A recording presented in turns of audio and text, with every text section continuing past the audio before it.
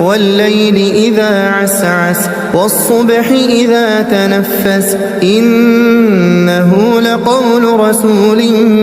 كريم ذي قوة عند ذي العرش مكين مطاع ثم أمين وما صاحبكم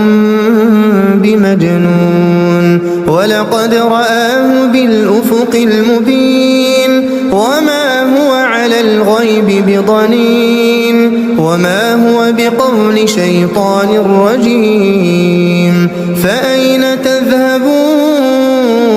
إن هو إلا ذكر للعالمين لمن شاء